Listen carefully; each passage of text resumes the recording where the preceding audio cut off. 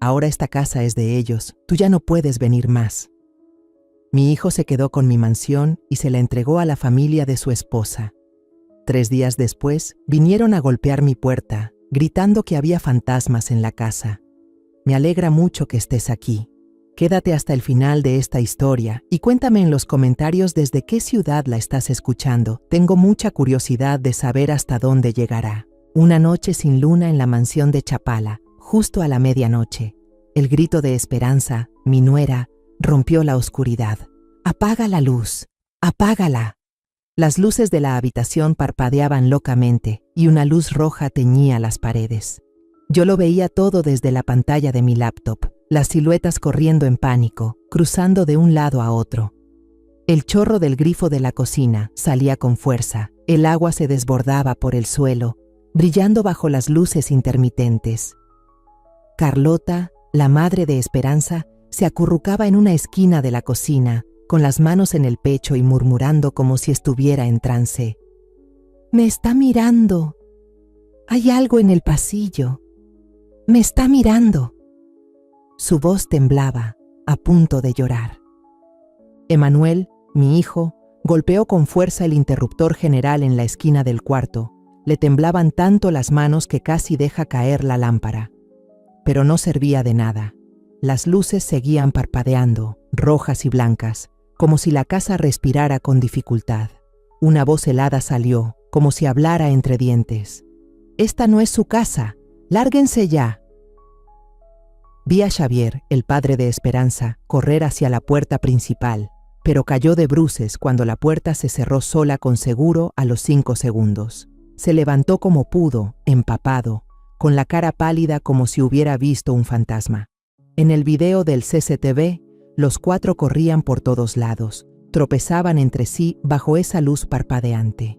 Esperanza volvió a gritar, la voz le temblaba. «¡Hay alguien en la casa! ¡Lo juro que hay alguien!». Carlota se tapaba la cabeza, sentada en el suelo mientras Emanuel trataba de levantarla. Yo estaba en mi pequeño departamento en Guadalajara, con la taza de té caliente apretada entre las manos. No reí, no sentí satisfacción, pero una frialdad me recorrió el cuerpo, como si en el fondo yo ya supiera que esto iba a pasar. Me quedé mirando la pantalla unos segundos más, y luego cerré la laptop con calma. Esa casa, esa mansión, fue mía. El lugar que Raúl, mi esposo, y yo construimos con sudor, lágrimas y todo nuestro corazón. Todo empezó 10 días atrás. Era viernes. Yo, Araceli Martínez, acababa de ordenar unas estanterías en la librería de usados en Guadalajara. Este trabajo ha sido parte de mi vida por más de 30 años, desde que Raúl vivía. Los libros viejos, el olor a papel envejecido, el sonido de las páginas al pasar, eran mis compañeros, mi refugio. Al terminar, cerré el local, tomé mi maleta pequeña, subí al coche y manejé rumbo a Chapala, como cada fin de semana. El camino de Guadalajara al lago de Chapala tiene más de 50 kilómetros, pero nunca me ha cansado. Es el trayecto para volver a casa, a los recuerdos con Raúl. Encendí la radio y puse ese bolero viejo, Sabor a mí. La melodía suave llenó el auto y por un segundo cerré los ojos. Juraría que escuché el silbido de Raúl acompañándola. «¿Sigues aquí, verdad?», murmuré, apretando el volante. Raúl se fue hace 15 años, pero cada vez que regreso a Chapala, siento que está cerca, sentado a mi lado, sonriendo como antes. Pasé por las calles de siempre. El atardecer encendía el lago con un rojo intenso. La mansión apareció a lo lejos, con su techo de tejas rojas y árboles verdes, como un cuadro que he pintado en mi corazón 1000 veces. Pero al girar hacia la entrada, me detuve en seco. El portón no estaba cerrado. Siempre le recordaba al jardinero que lo asegurara bien, pero hoy el portón de hierro estaba entreabierto, como si nadie se hubiera molestado en cerrarlo. Fruncí el ceño pensando, ¿se le habrá olvidado? ¿O vino alguien a regar las plantas? Con mi maleta en la mano, crucé el patio. La luz del porche ya estaba encendida, proyectando un resplandor amarillo sobre el camino de piedra. Empujé la puerta principal, entré, y entonces me quedé congelada. Esperanza, mi nuera, Salió de la cocina con un vaso de limonada en la mano, vestida con una bata blanca y el cabello mojado cayéndole por los hombros. Me miró sin saludar, sin sonreír, con una mirada fija, como si yo fuera una intrusa en su casa. Dejé mi maleta en el suelo e intenté mantener la calma en mi voz. «Esperanza, ¿qué haces aquí?» Ella se encogió de hombros, dio un sorbo a su limonada y respondió, seca: «Emanuel y yo vinimos a pasar el fin de semana». En ese momento, Emanuel, mi hijo, salió del dormitorio principal, el cuarto donde Raúl y yo solíamos dormir. Aún tenía el cabello húmedo y estaba envuelto en una toalla, como si acabara de ducharse. «Mamá, no avisaste que vendrías este fin de semana», dijo con un tono algo incómodo, pero de inmediato noté la rigidez en su mirada. Me enderecé, tratando de no perder la compostura. No pensé que tuviera que avisar para venir a mi propia casa. Caminé hacia el sofá de siempre, donde Raúl y yo pasábamos horas mirando el lago por la ventana. Pero Emanuel me bloqueó el paso, se adelantó y su voz cambió de tono, ya sin titubeos. «Mamá, en unos días los papás de Esperanza se van a mudar. Ahora esta casa es de ellos y tú ya no puedes venir». Sentí como si me hubieran dado una bofetada. El corazón me retumbaba, pero me esforcé por mantener la voz firme. «¿Qué estás diciendo? ¿Me están echando de la casa que tu padre y yo construimos?» Esperanza suspiró, se acercó con su vaso en la mano. «No es que te estemos echando, suegra. Solo que mis papás ya están grandes y necesitan un lugar tranquilo y limpio para descansar los fines. En la ciudad se sienten asfixiados». Lo dijo con suavidad, pero cada palabra fue como una puñalada. ¿Sus papás están grandes? ¿Y yo qué? Tengo 58 años. He sudado para mantener esta casa. Y ahora mi nuera me dice que ya no tengo derecho a estar aquí, como si nada. Miré a Emanuel, esperando que dijera algo, que me defendiera. Pero se quedó callado, mirando al piso, como si estuviera de acuerdo con su esposa. «Mamá, creo que deberías entender», murmuró con frialdad. «¿Entender qué?», pregunté. La voz ya me temblaba. ¿Que ya no tengo lugar en mi propia casa? Nadie respondió. El aire se volvió pesado como plomo. Quise gritar, romper todo, pero me quedé quieta, con la mano apretando el asa de la maleta, sintiendo que el mundo se me venía abajo. Después de discutir un rato, entendí que no lograría cambiar nada. Esperanza se dio la vuelta y se metió al cuarto como si yo no existiera. Emanuel solo negó con la cabeza y dijo: «Mamá, regresa a Guadalajara. No hagas esto más difícil». No respondí. Me giré, salí por la puerta. El portón de hierro crujió al abrirlo. El sol ya se había escondido y una luz amarga cubría el jardín. Subí al coche, cerré la puerta de golpe y arranqué. En mi cabeza solo había una pregunta: ¿por qué mi propio hijo me haría esto? En el camino de regreso a Guadalajara no encendí el radio. Sabor a mí solo me haría pedazos el corazón. Apreté el volante, con los ojos ardiendo, pero sin dejar que salieran las lágrimas. Pensé en Raúl, en los días en que elegíamos juntos cada ladrillo, cada ventana de la casa. Soñábamos con un lugar para descansar en la vejez, donde los nietos jugaran felices. Y ahora, mi propio hijo destruyó ese sueño, entregándoselo sin piedad a la familia de su esposa. Regresé al pequeño departamento en Guadalajara completamente agotada. Las piernas y los brazos me dolían como si hubiera caminado 100 kilómetros. Ese lugar, con una sola recámara, una cocineta y una mesa de madera vieja, de pronto se sentía más sofocante que nunca. Me dejé caer en la silla, con la maleta todavía tirada en el suelo desde el día anterior. La luz de la lámpara proyectaba un resplandor tenue en la pared, y eso me recordó los atardeceres en Chapala, donde alguna vez creí que encontraría paz al final de mi vida.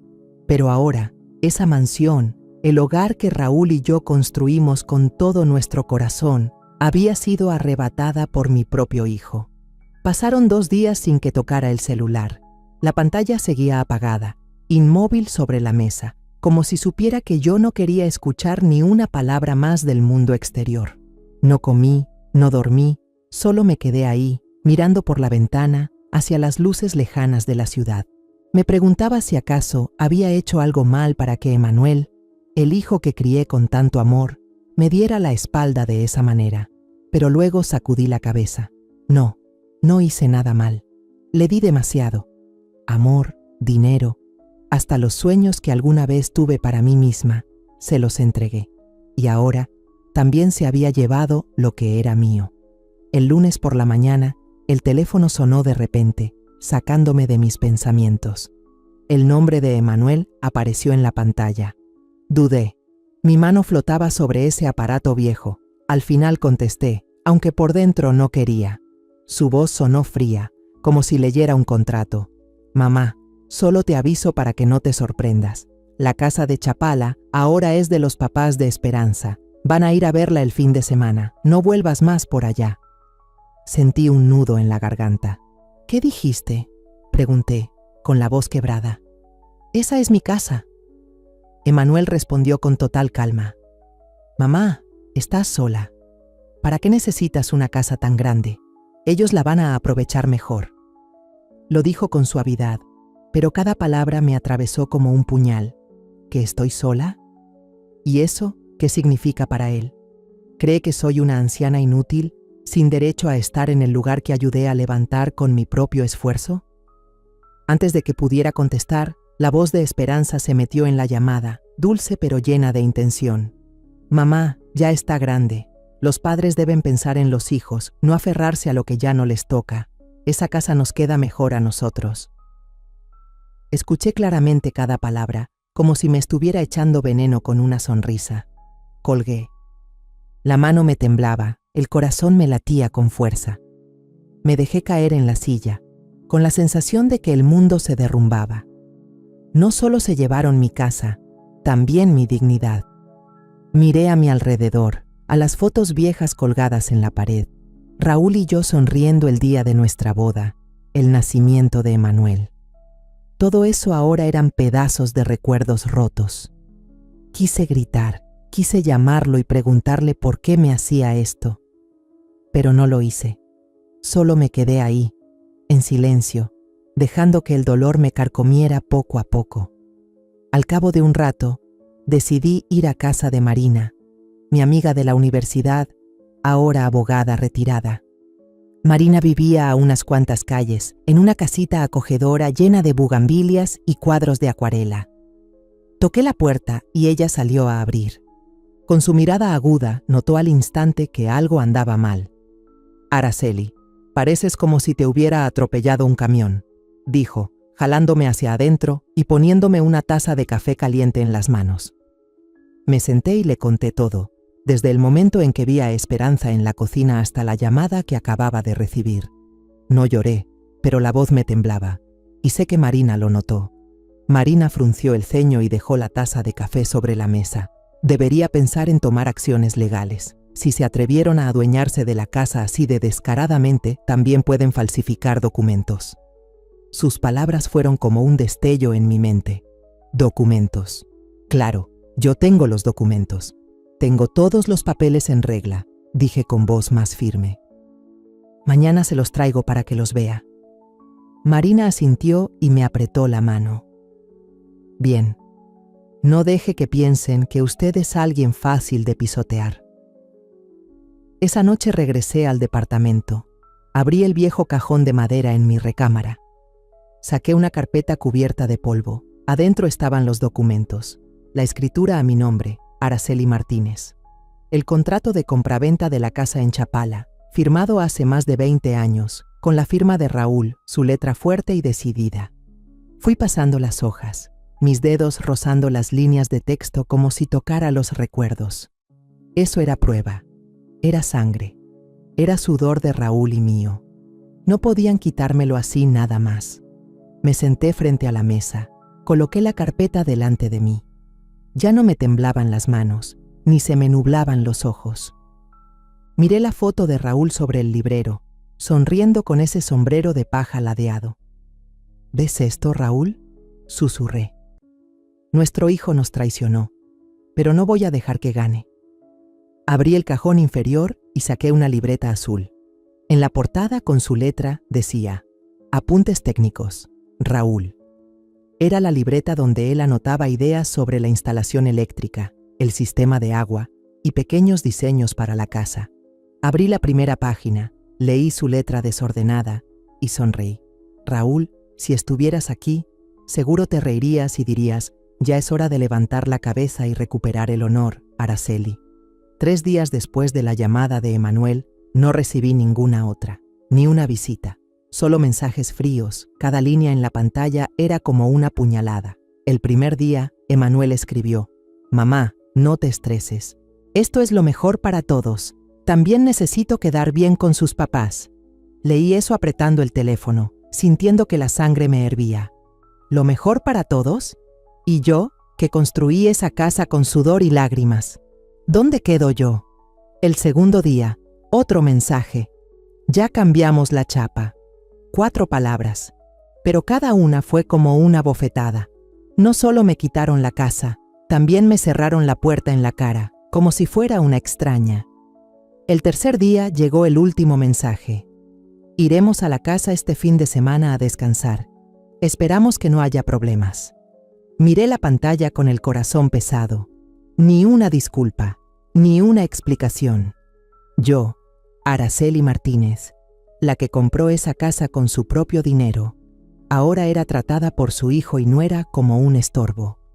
Estaba sola en la cocina pequeña de mi departamento en Guadalajara.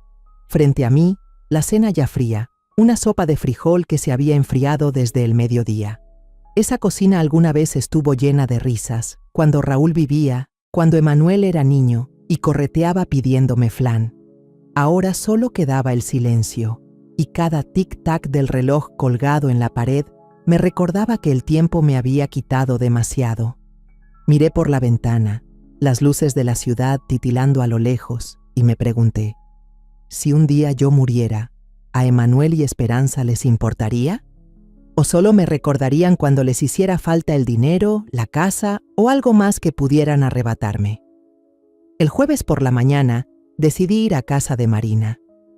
Necesitaba a alguien que me escuchara, alguien que pudiera ayudarme a encontrar una salida de esta pesadilla. Marina abrió la puerta con su sonrisa cálida de siempre, pero en sus ojos había una mirada aguda, como si ya supiera que venía con una mala noticia. «Pasa, Araceli», dijo, y me llevó directo a la sala. En la mesa ya había una jarra de café negro, justo como me gusta, y el aroma fuerte llenaba todo el cuartito. Me senté, puse la carpeta de documentos sobre la mesa y empecé a hablar. Le conté sobre los mensajes de Emanuel, sobre cómo Esperanza hablaba como si yo fuera una carga, sobre la sensación de traición por parte del hijo que yo misma había criado. Marina escuchó sin interrumpir, solo asentía de vez en cuando o me apretaba suavemente la mano. Cuando terminé de contarle, empujé la carpeta hacia ella. Dentro estaban las escrituras a mi nombre, el contrato de compraventa de la casa en Chapala y notas con todos los gastos en los que había apoyado a Emanuel, desde la universidad, la compra del coche, hasta la boda lujosa con Esperanza. Marina fue revisando hoja por hoja, sus ojos recorriendo cada línea con la concentración de una abogada con experiencia. Luego levantó la mirada con un tono serio. «Los papeles están en regla. Nadie puede discutir que usted es la dueña, pero si ya se atrevieron a tomar la casa así de descarado, temo que también podrían intentar hacer algún traspaso por debajo del agua. Tiene que adelantarse». Fruncí el ceño preguntando, «¿Se refiere a demandarlos?». Marina negó con la cabeza y dejó su taza sobre la mesa. «No por ahora. Un juicio toma tiempo, y usted no necesita rebajarse a eso, pero sí necesita un movimiento claro, que deje ver que la casa es suya y que no se va a dejar».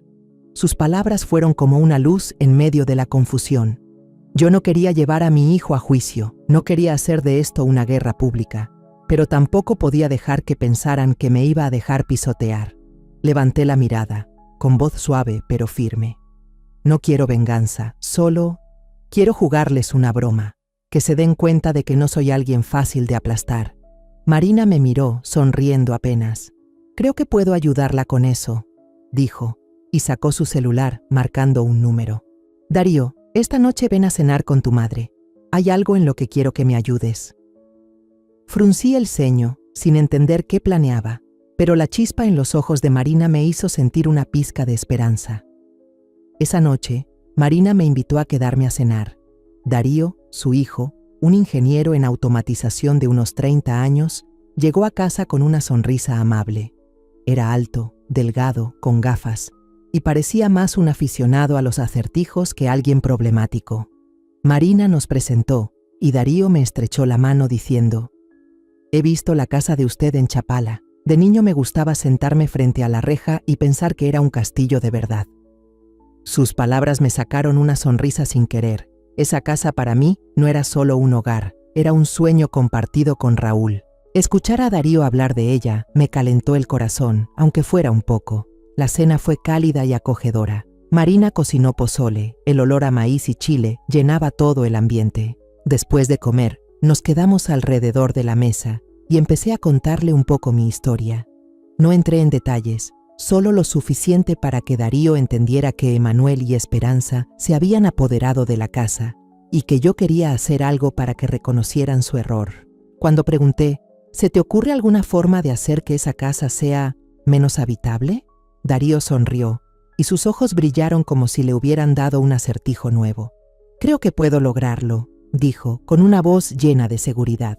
Marina se metió en la conversación y sonrió leve. «Él es ingeniero, pero muy travieso. Podría ayudarte a crear una casa un poco fuera de lo común». Miré a Marina, luego a Darío, y sentí como si acabara de encontrar dos aliados en una batalla que ni siquiera sabía que iba a pelear. Nos sentamos de nuevo en la mesa del comedor y empezamos a planear. Darío me preguntó sobre la estructura de la casa, el sistema eléctrico, el agua y los pasillos de la propiedad. Le respondí con detalle, imaginando en mi mente cada rincón, cada marco de puerta que Raúl y yo habíamos escogido. Darío tomaba nota rápidamente, asentía de vez en cuando, como si ya estuviera armando algo en su cabeza. Todavía no sabía cuál era su plan, pero por primera vez en semanas sentí una chispa dentro de mí. No era odio, ni esa rabia que lo quiere quemar todo. Era alegría, alegría de saber que todavía tenía control, que aún podía hacer algo para proteger lo que era mío. Miré a Marina y a Darío, que hablaban animadamente sobre dispositivos técnicos, y pensé: ¿lo ves, Raúl? No estoy sola. Esa noche, al regresar al departamento, el teléfono vibró. Era un mensaje de Esperanza. «Vamos a llevar a mis suegros a ver la casa el domingo. Están muy emocionados. Por favor, no vayas, no queremos problemas». Lo leí y sentí como si me hubieran echado un balde de agua fría. Ni un por favor, ni un mamá. Solo una orden, como si yo fuera un estorbo en su historia. Apagué el teléfono, no respondí. Solo me senté en la silla y miré por la ventana. Las luces de la ciudad seguían parpadeando, pero ya no me hacían sentir sola. Al día siguiente por la tarde, manejé hasta el departamento de Darío en Chapala. El lugar quedaba en una calle tranquila, a solo 3 casas de mi propiedad. Al entrar, el aroma a café recién hecho me llegó de inmediato, y el orden del lugar me sorprendió. No era lo que imaginaba de un joven ingeniero. El departamento de Darío era acogedor, con varios modelos técnicos pequeños sobre la mesa, un pizarrón con esquemas del sistema de iluminación colgado en la pared y una estantería llena de libros de ingeniería y novelas. Me saludó con una sonrisa amigable y me ofreció sentarme en una silla con cojines suaves al lado de la ventana con vista al lago. «Señora Araceli, preparé algunas cosas para que las vea», dijo Darío con entusiasmo. Puso sobre la mesa una serie de dispositivos de muestra, explicando cada uno como si fuera un maestro dando clase. Había un sensor de movimiento con sensibilidad ajustable, luces LED inteligentes que cambiaban de color según una programación, un pequeño dispositivo de sonido que podía grabar voces, una cerradura biométrica y una minicámara con ángulo de 360 grados. Miraba cada cosa con mezcla de curiosidad y asombro. Darío sacó un iPad y me mostró un video de prueba grabado en su propio departamento. En el video, las luces parpadeaban cuando él pasaba por la puerta, cambiando de blanco a rojo y luego a azul, acompañadas por un sonido grave que parecía un susurro lejano. «Todo se puede controlar desde el celular o una computadora», explicó Darío. «Se puede programar para que se active por movimiento, por horario o incluso por ciertos comportamientos dentro de la casa». Asentí con la cabeza, empezando a imaginar el plan. Darío desplegó un plano impreso de la propiedad que yo había traído, con las habitaciones, puertas y pasillos claramente marcados. Le señalé cada lugar, explicándole cómo estaba distribuida la casa, desde el recibidor amplio hasta el pasillo que subía al segundo piso, desde la sala con vista al lago hasta la cocinita donde Raúl y yo preparábamos café todas las mañanas. Darío escuchaba con atención, tomaba notas rápido y hacía bocetos de cómo colocar los dispositivos directamente sobre el plano. «Aquí puede ir el sensor», dijo señalando una esquina del pasillo. «Las luces LED van en el techo de la sala, y los altavoces pueden esconderse detrás del librero». Lo observaba trabajar y sentía que estaba colaborando con un artista que prepara una gran obra. Pero entonces me detuve, dudando un poco, y le pregunté, «¿Estás seguro de que esto no es ilegal?» Darío sonrió, se acomodó los lentes y dijo, «Usted no está tendiendo trampas, no está tocando a nadie ni grabando en secreto. Esta es su casa, solo está ajustando un poco la experiencia». Sus palabras me tranquilizaron, pero igual le dije firme, «Nada de hacerle daño a nadie, Darío. Solo quiero que entiendan que ese lugar ya no los quiere ahí». Él asintió con voz segura. «Lo entiendo. Nadie va a salir lastimado, pero le prometo que no van a querer volver». Darío me dijo que necesitaba más tiempo para preparar los dispositivos y afinar el plan. Acepté y quedamos de vernos de nuevo a la mañana siguiente para continuar. Al salir del departamento, pasé manejando frente a mi casa. La mansión estaba en silencio bajo la luz del atardecer, con las puertas cerradas y sin un alma a la vista. Me detuve y miré por la reja de hierro.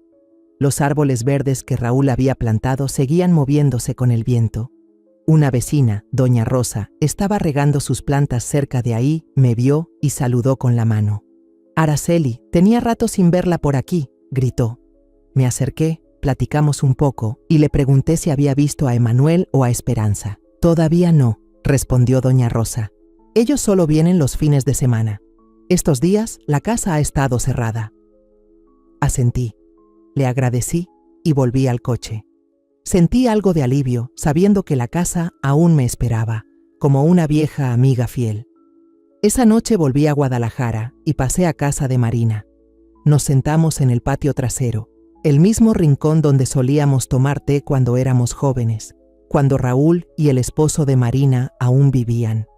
En esas tardes hablábamos de nuestros hijos, de nuestros sueños y de envejecer juntas.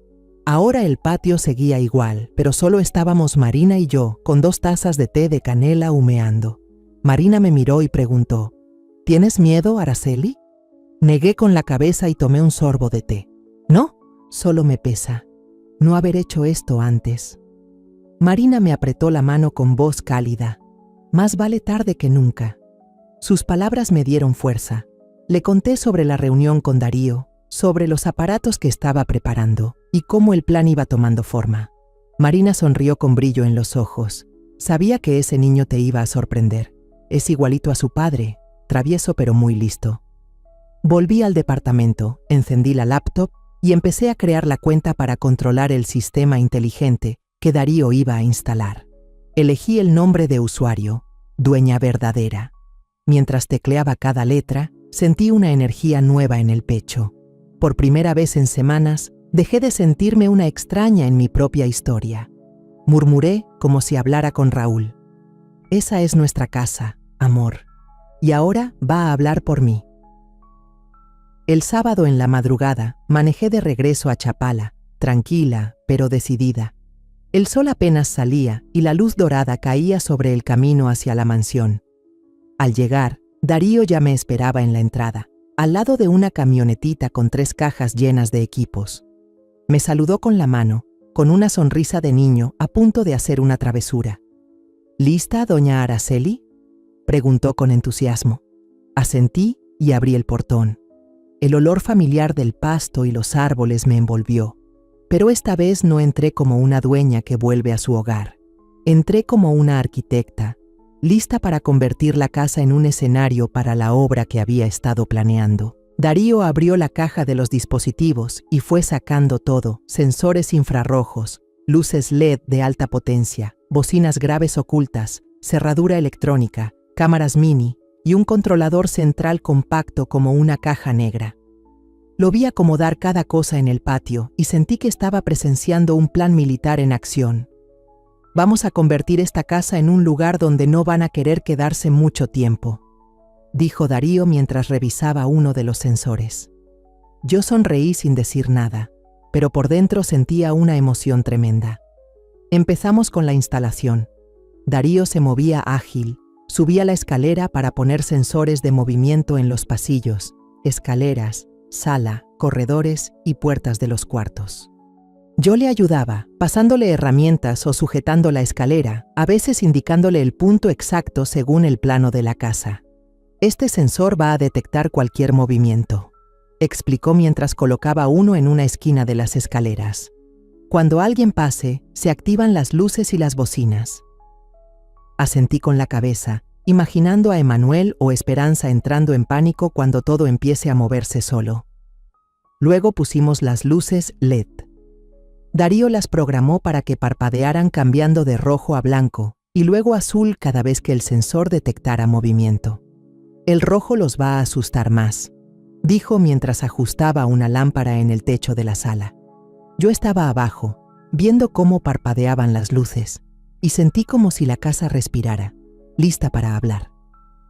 Después, Darío escondió las bocinas graves detrás de una estantería y bajo el mueble de la cocina. Yo ya había grabado algunas frases con mi voz en susurros, hechas para sonar confusas y aterradoras. Sal de aquí. No toques eso. Sigo aquí. Darío puso una prueba y mi voz se escuchó, grave y baja, como si saliera de las paredes. Me dio un escalofrío, aunque sabía que era mi propia voz. Escondimos un proyector chiquito detrás de la estantería de la sala. Darío explicó que iba a proyectar siluetas borrosas moviéndose por el techo y las paredes, usando simulación infrarroja para crear un efecto de fantasma. Van a pensar que hay alguien en la casa, dijo con los ojos brillando. Yo asentí, imaginando a Carlota o a Xavier entrando en pánico al ver esas sombras. Las cámaras mini, con visión nocturna, se colocaron en rincones ocultos y se conectaron directo a mi celular. Puedes ver todo desde tu teléfono, me dijo Darío, mostrándome la app en la pantalla. Probé girar una cámara y vi la sala claramente. Sentí que el control volvía a mis manos. Por último, instalamos un sistema en las llaves del baño y la cocina para que soltaran agua de forma repentina y aleatoria. Esto los va a volver locos, rió Darío mientras abría la llave en la cocina. El agua salió con fuerza, chorreando al piso, y yo sonreí pensando en Esperanza resbalando en medio del susto. En la tarde, hicimos una prueba final. Caminé por el vestíbulo fingiendo ser una extraña. Las luces cambiaron al instante. Rojo fuerte, luego blanco brillante. Se escucharon pasos fuertes por las bocinas y el grifo de la cocina se activó de golpe. Me quedé en medio del pasillo, viendo la casa como si fuera un ser vivo, y asentí con satisfacción. Perfecto, dije. Ya está, Darío. Apaga el sistema.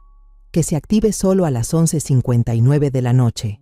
Darío asintió y tecleó algo en el panel de control. Listo, señora. Todo se activará a la hora exacta. Recogimos las herramientas, cerramos las cajas y salimos de la casa. Cuando cerré el portón, volteé a verla una vez más. Ahí seguía, callada, pero yo sabía que en unas horas hablaría por mí. Sentí dentro de mí una fuerza nueva. No era rabia, era la seguridad de alguien que está reclamando lo que es suyo. Manejé de regreso al depa en Guadalajara, abrí la laptop y me metí al sistema de monitoreo de la casa. En la pantalla apareció: modo activado, sábado, 23:59 p.m. Revisé las cámaras. La casa estaba oscura, en silencio, como esperando. Me preparé un té de canela, me senté en el sillón y miré el reloj. Faltaban unas horas para que empezara el plan. Pensé en Raúl, en esos días en los que pintábamos las paredes, sembrábamos plantas y soñábamos con una casa llena de risas. ¿Ves, Raúl?, susurré. Estoy defendiendo lo que construimos. No con venganza, sino recordándoles que esta es nuestra casa. Miré por la ventana. Las luces de la ciudad titilaban como estrellas. Sabía que esa noche, la casa iba a ser como una tormenta chiquita, no para destruir, sino para abrir paso a la verdad. Cerré la laptop, dejé la taza sobre la mesa y me recosté en el sofá. El reloj marcaba las 8 de la noche. Faltaban pocas horas. Cerré los ojos, sin miedo, sin nervios. Solo sentía paz, como si Raúl estuviera en algún rincón, tomándome la mano, diciéndome: «Lo hiciste bien, Araceli». Y supe que iba por el camino correcto. El domingo en la mañana me desperté temprano, preparé un café negro y me senté frente a la laptop en mi depa chiquito de Guadalajara. En la pantalla, todo seguía tranquilo en las cámaras de la casa. Como a las 9, vi la camioneta plateada de Emanuel entrar por el portón, cruzando la reja como si siempre hubiera sido suya. Apreté la taza, pero no sentí coraje. Solo observé en silencio, sabiendo que hoy la casa hablaría por mí. En las cámaras vi a Emanuel bajarse del coche con llaves en la mano, la cara con esa expresión de triunfo al no verme por ningún lado. Esperanza abrió la puerta del copiloto y ayudó a bajar a sus papás, Carlota y Xavier. Los tres bien arreglados, Carlota con un vestido de flores, Xavier con camisa blanca y maleta en mano, como si llegaran a su casa de campo. Esperanza señaló el pórtico y dijo algo. No lo escuché, pero por su boca supe que dijo: «Esta casa ya es de mis papás». Entraron al recibidor riéndose, sin imaginarse lo que les esperaba. Cambié la cámara siguiendo cada paso que daban. Dejaron las maletas en la sala, caminaron por toda la casa, mirando cada rincón. Carlota acarició el sofá y asintió, satisfecha. Xavier abrió las puertas del patio para ver el lago, y Emanuel con Esperanza se metieron a la cocina por agua del refri como si fuera su casa desde hace años. Miré la pantalla, apretando los labios. Esta noche, pensé, se les va a acabar la risa. Por la tarde, comenzaron a preparar una comida. Por las cámaras vi a Esperanza arreglar la mesa en el jardín, con mantel blanco, copas de vino y platos que bajaron del coche. Carlota y Xavier se sentaron en sillas de mimbre, riéndose con Emanuel. Pusieron música, una canción pop animada, y brindaron. Escuché por encima a Esperanza decir: «Salud por la nueva casa de mis papás». Sonreí con ironía y apagué el audio de las cámaras. Está bien que se diviertan. Esta noche la casa les dará una bienvenida que no van a olvidar. A las 11:59 en punto de la noche del sábado, el sistema que Darío había instalado se activó automáticamente. Puse todo en pantalla completa y me puse a monitorear cada ángulo de las cámaras. Las luces del vestíbulo empezaron a parpadear de repente, rojo, blanco, como un corazón latiendo fuera de control. Emanuel, que justo venía del pasillo hacia la sala, se detuvo en seco, sobresaltado. De las bocinas en el techo salió mi voz, distorsionada por el software, con un tono helado. «Esta no es su casa. Lárguense de aquí». Emanuel volteó, pálido, mirando alrededor como buscando de dónde venía la voz. Carlota salió corriendo del cuarto, agarrándose el pecho, gritando: «¿Qué está pasando? ¿Quién dijo eso?». Xavier la siguió, pero cuando llegó a la puerta principal ya estaba cerrada con seguro. El sistema de bloqueo automático de 5 segundos se había activado.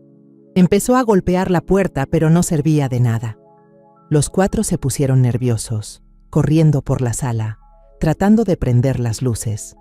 Pero las luces solo parpadeaban con más fuerza, el brillo tan intenso que parecía que los iba a tragar. Desde el techo, una silueta difusa pasó volando. Era una proyección desde un proyector oculto detrás del librero. Carlota gritó: «¡Hay alguien en la casa! ¡Lo vi!». Esperanza corrió hacia la cocina, pero resbaló cuando el grifo del fregadero se activó solo y el agua se desbordó por el piso, empapándola. «¿Qué carajos es esto?», gritó, intentando levantarse. Emanuel corrió al panel de electricidad, golpeando los interruptores, pero no encontró nada. Darío lo había escondido en una caja cerrada. Las bocinas seguían reproduciendo mi voz, ahora más distorsionada y rara. «Lárguense de aquí. Esta es mi casa. ¿Quién les dio permiso para entrar?». Carlota se dejó caer al suelo, vomitando en seco, mientras Xavier se tambaleaba, con las manos en la cabeza, balbuceando cosas sin sentido. 8 minutos después, el sistema desbloqueó la puerta principal. Los 4, empapados y con el miedo pintado en la cara, salieron como pudieron. Esperanza gritaba, con la voz rota. «Esa casa está embrujada. No es normal. Ahí hay fantasmas. Te lo juro». Carlota se aferraba a ella, pálida como un papel, y Xavier casi se desmaya. Emmanuel, el último en salir, ni se atrevió a voltear. Todos se subieron al SUV, que arrancó de inmediato, rechinando las llantas sobre la grava. Yo seguía mirando la pantalla, viendo cómo las luces traseras desaparecían en el camino que salía de la casa. Apagué las cámaras y me enderecé en la silla de madera junto al escritorio. La pantalla volvió a su estado normal y la casa quedó en silencio, como si nada hubiera pasado. Tomé un sorbo de café, ya frío, y sentí una calma extraña. No era alegría por haber ganado, era algo más profundo, como recuperar mi voz. Esa casa, la que Raúl y yo construimos, hizo justo lo que quería, sacar a quienes no pertenecían ahí. El lunes por la mañana, a las 10:04, sonó el teléfono. Yo estaba en mi pequeño departamento en Guadalajara, con una taza de café en la mano, mirando por la ventana. El nombre de Emmanuel apareció en la pantalla. No contesté de inmediato, dejé que sonara una y otra vez. Llamó 3 veces seguidas, cada vez más insistente. Al final, contesté con voz tranquila. ¿Bueno? Del otro lado, la voz de Emmanuel sonó llena de rabia, casi gritando. ¿Qué demonios le pasa a la casa de mamá? Los papás de Esperanza están tan asustados que lloraron. Tomé otro sorbo de café y respondí suave. Ni idea. Ese sistema se ha estado fallando últimamente, o tal vez tuvieron mala suerte y justo les tocó cuando empezó a fallar, ¿no? Emmanuel no pudo contenerse y gritó por teléfono. ¿Qué clase de falla es esa que parece cosa de fantasmas? No te hagas, mamá. Me quedé en silencio un momento y luego dije con voz tranquila. Si eso piensas, revisa lo que quieras. Es mi casa y sé bien cómo está. Antes de que pudiera decir algo más, colgué y dejé el celular sobre la mesa. El corazón me latía rápido, pero no era por miedo.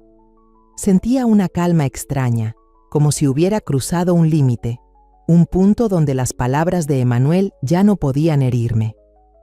Menos de 10 minutos después, el teléfono volvió a vibrar. Esta vez era Esperanza. Contesté y su voz sonó temblorosa, mezclada entre enojo y miedo. ¿Qué le pusiste a esa casa, ¿O nos estás espiando? Suspiré y me enderecé en la silla. Esperanza, si te da miedo el karma, no te robes descaradamente la casa de alguien. Ella tartamudeó. Quiso decir algo, pero no la dejé seguir. ¿Quieres saber la verdad? Pregúntate qué hiciste tú, dije, y colgué. El teléfono cayó sobre el sillón y me quedé mirando por la ventana. La luz del sol entraba fuerte por el vidrio y me hizo entrecerrar los ojos. Esa tarde, Emmanuel mandó un mensaje. Si no explicas bien, voy a ir con un abogado. Lo leí y solté una risa seca. Él, amenazándome con demandarme, siendo yo la dueña legal de la casa, escribí una sola línea. Esa es la casa de tu madre. Si quieres demandar, adelante. Ahí veremos quién tiene la razón. Presioné enviar y apagué el celular, sin ganas de leer ni una palabra más suya. Me levanté, fui al librero y saqué una foto vieja de Raúl y yo, tomada en el jardín de la casa en Chapala. Estábamos sonriendo, tomados de la mano, con el lago brillando de fondo. Pasé los dedos por el marco y susurré. ¿Ves, Raúl? Ya no dejo que me pisoteen. Esa noche volvió a sonar el teléfono. Reconocí el número de Emmanuel de inmediato. Dudé un poco, pero contesté. Su voz era distinta, más suave, casi rogando. «Mamá, ¿de verdad quieres cortar la relación con nosotros?» Sus palabras me detuvieron. Por un instante recordé cuando Emmanuel era niño, cuando se agarraba de mis piernas y me pedía cuentos antes de dormir. Pero esa imagen se desvaneció, reemplazada por su cara fría, echándome de la casa. Respondí, con voz lenta pero firme. «No, Emmanuel, no te estoy cortando a ti. Estoy cortando lo que ustedes no supieron valorar. Antes de que dijera algo más, colgué y dejé el teléfono sobre la mesa. Esa noche me senté en mi cuarto y abrí la carpeta con los papeles de la casa. Busqué la parte de derechos de sucesión, donde el nombre de Emanuel estaba como heredero. Tomé una pluma y lo taché con firmeza, cada trazo de tinta negra claro y decidido. No me tembló la mano, no dudé. No lo hacía por enojo, sino porque entendí que no podía seguir esperando algo de un hijo que ya me había dado la espalda. Cerré los documentos, los guardé en el cajón y sentí que me quitaba un peso de encima. A la mañana siguiente fui a casa de Marina para contarle lo que había pasado.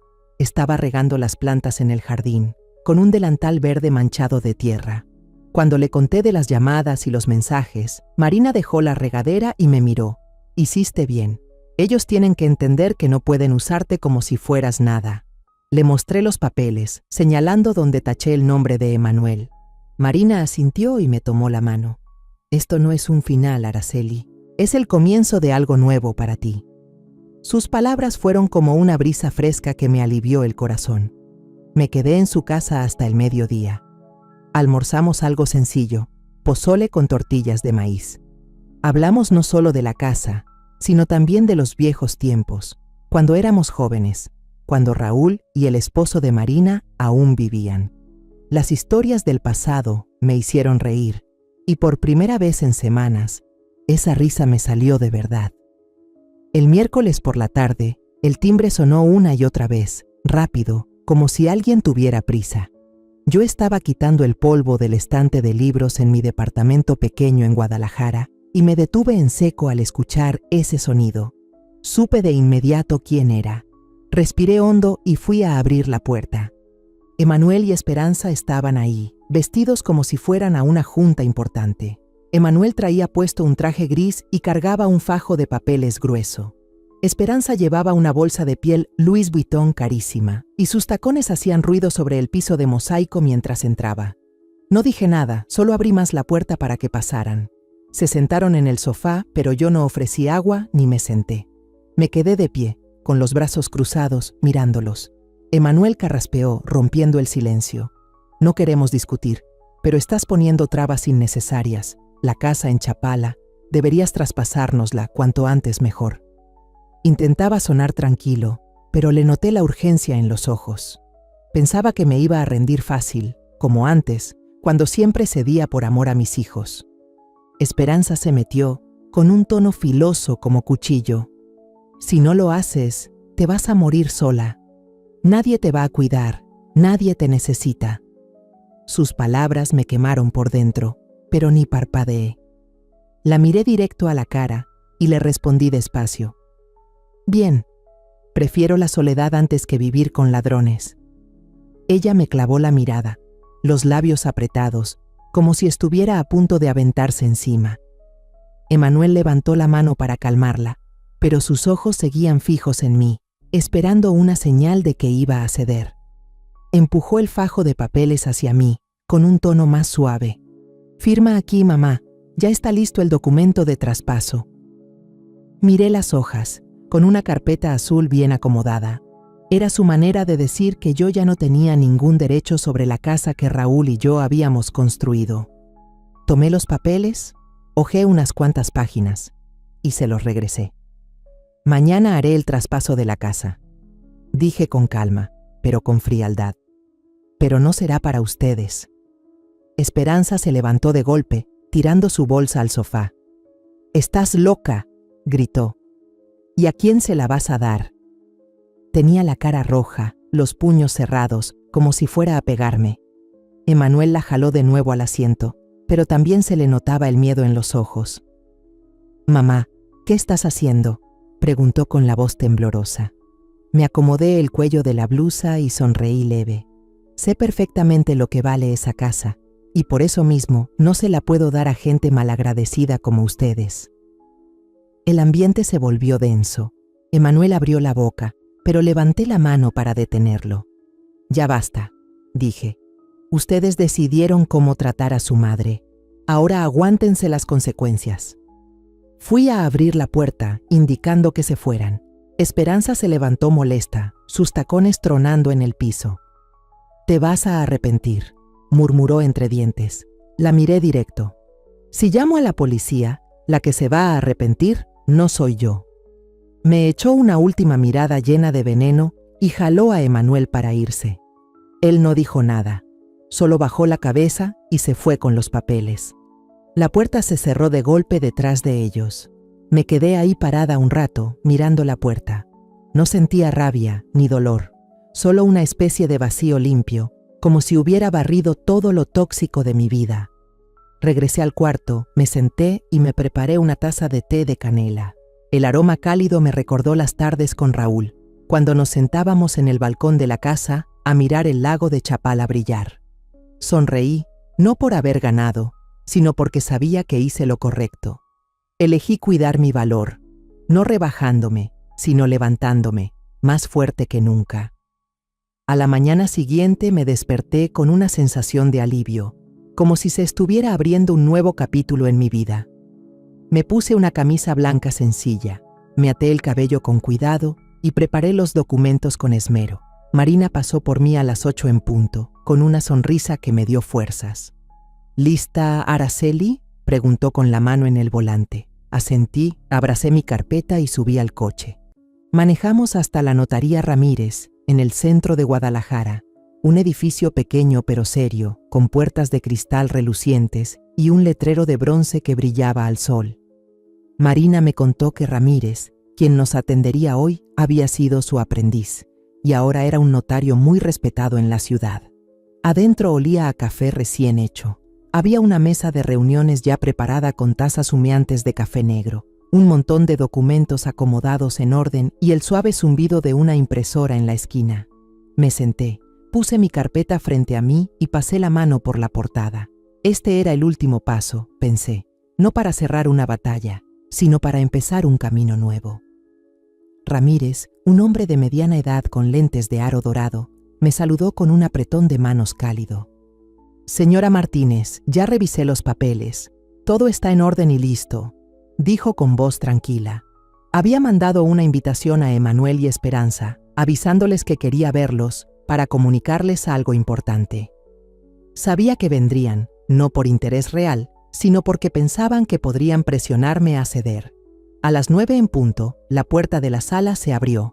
Esperanza entró primero, con el ceño fruncido y los tacones golpeando el piso de madera. Llevaba un vestido ajustado y costoso, una pulsera dorada que brillaba en su muñeca, pero sus ojos mostraban desconfianza. Emanuel venía detrás, callado, con la cabeza baja y las manos en los bolsillos. No me miró, solo se sentó frente a mí, los hombros caídos como si llevara una carga. Asentí sin sonreír, abrí la carpeta y saqué una hoja. Se la empujé hacia ellos con voz tranquila. «Mamá ya firmó la transferencia de la propiedad de la casa en Chapala. A partir de ahora, pertenece a la Fundación Mujeres Sin Techo, una organización que apoya a mujeres sin hogar en Jalisco.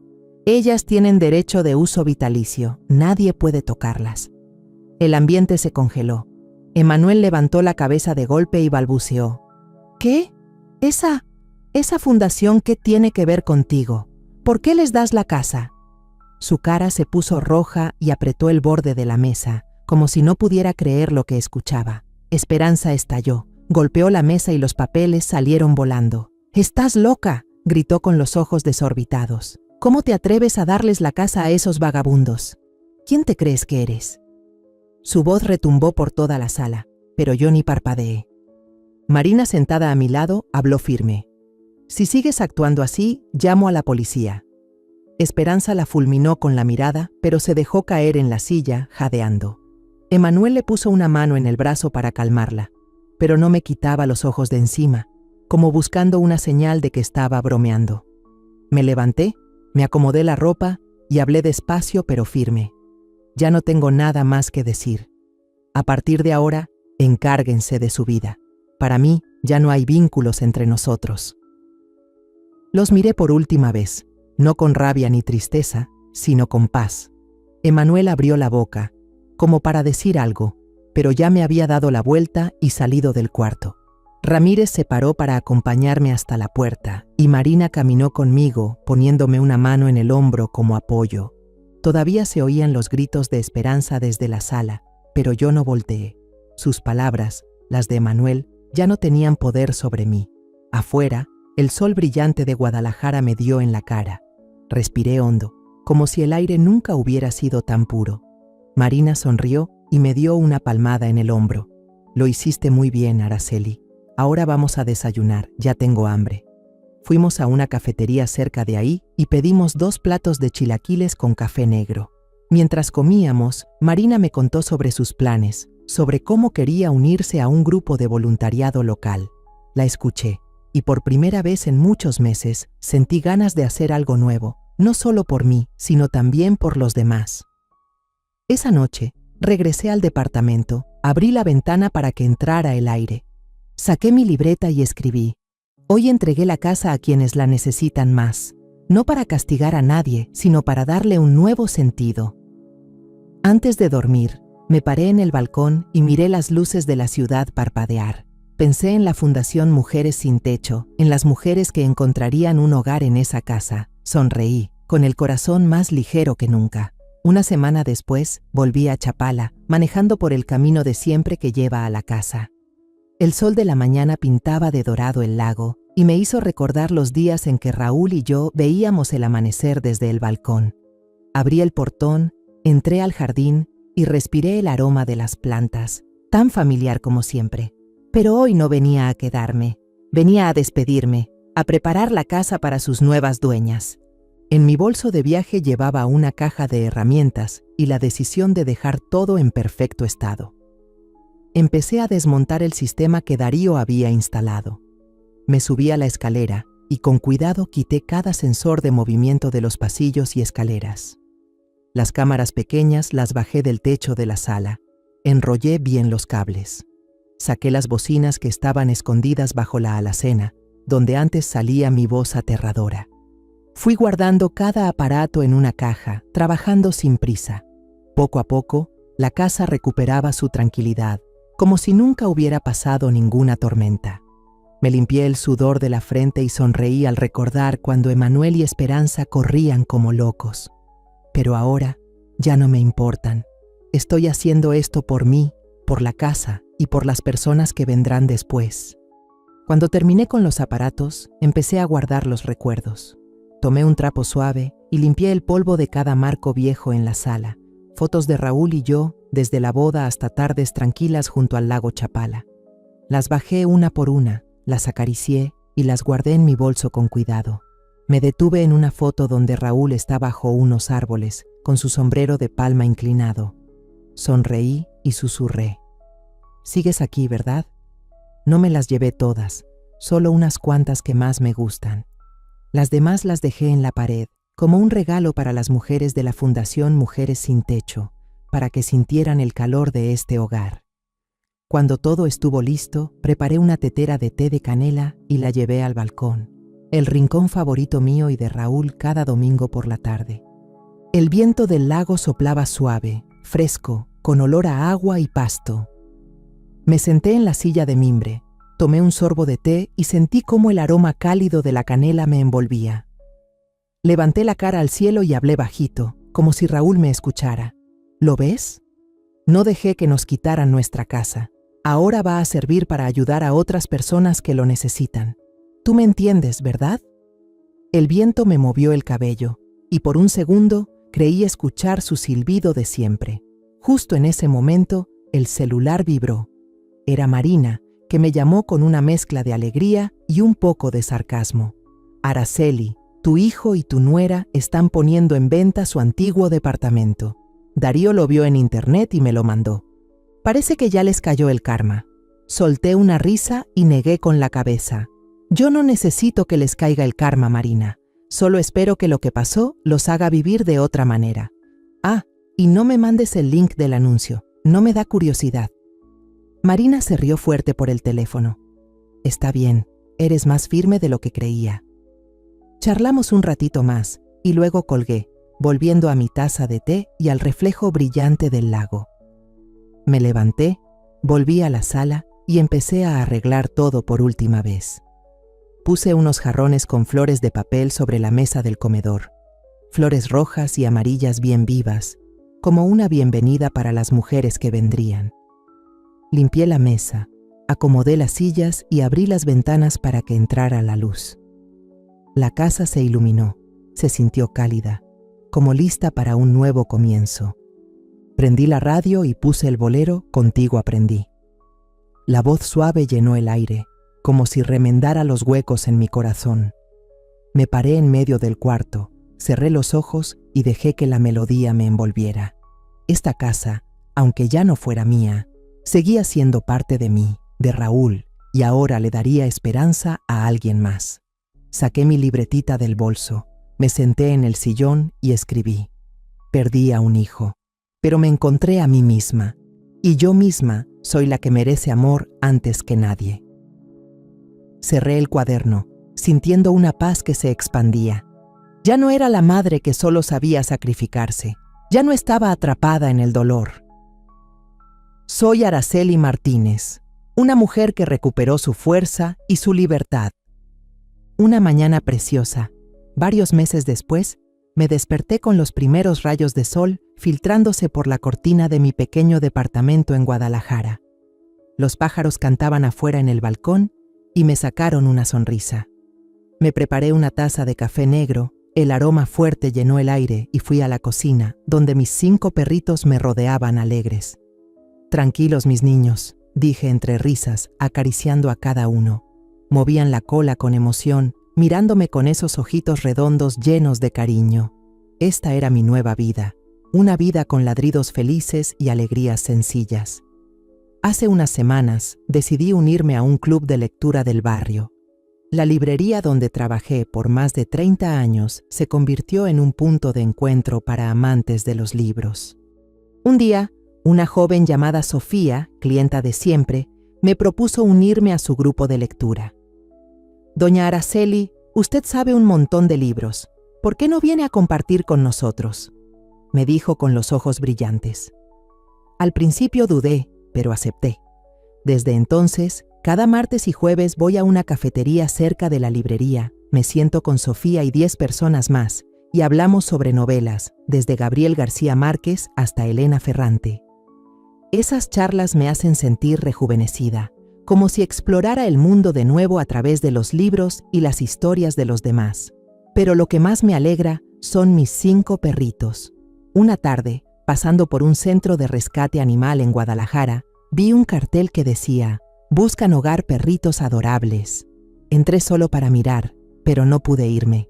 Los 5 perritos, que luego llamé Luna, Sol, Estrella, Nube y Rayo, estaban acurrucados en un rincón, con los ojos llenos de esperanza.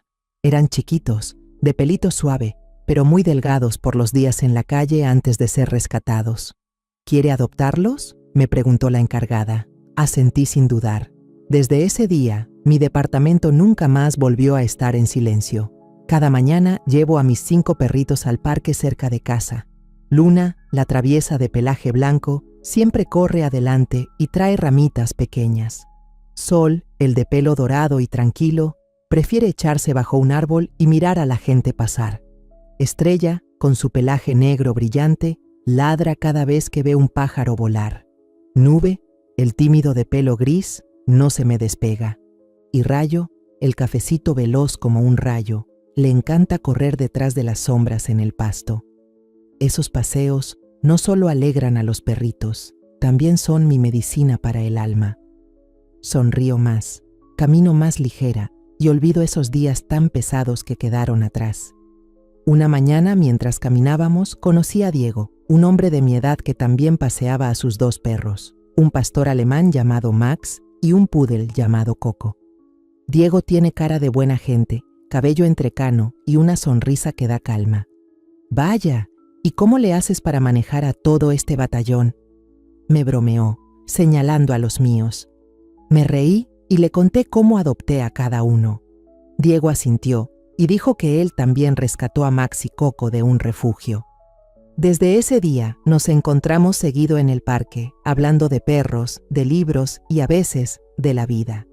Diego fue profesor de literatura, ya está jubilado y vive solo.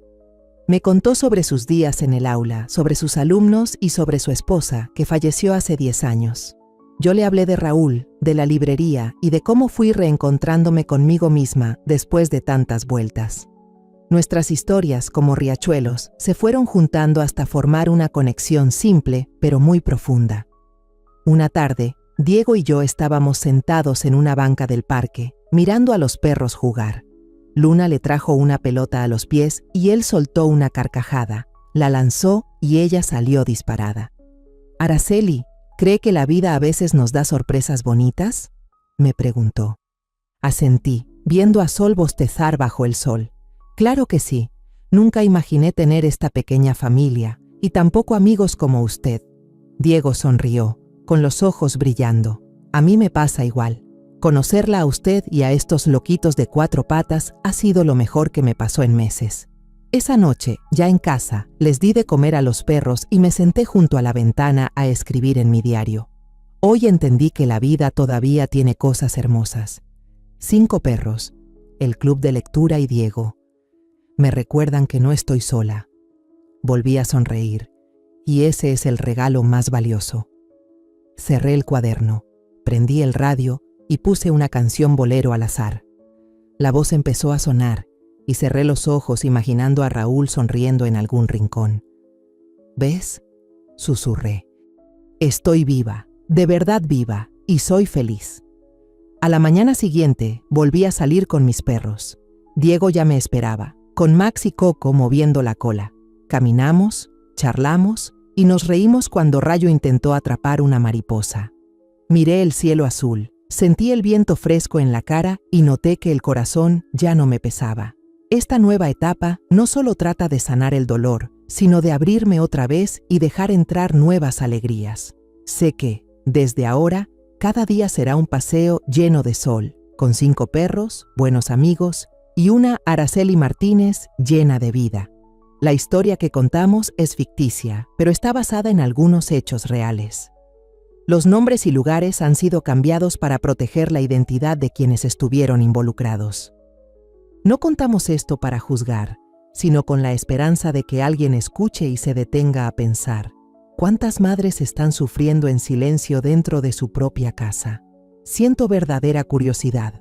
Si fueras tú, en mi lugar, ¿qué harías? ¿Elegirías callar para mantener la paz o te atreverías a enfrentarlo todo para recuperar tu voz? Quiero saber lo que piensas, porque cada historia es una vela que puede iluminar el camino de alguien más. Dios siempre bendice, y yo creo firmemente que el valor nos lleva a días mejores. Mientras tanto, en la pantalla final te dejo 2 de las historias más queridas del canal. Te aseguro que te sorprenderán. Gracias por haberte quedado hasta aquí.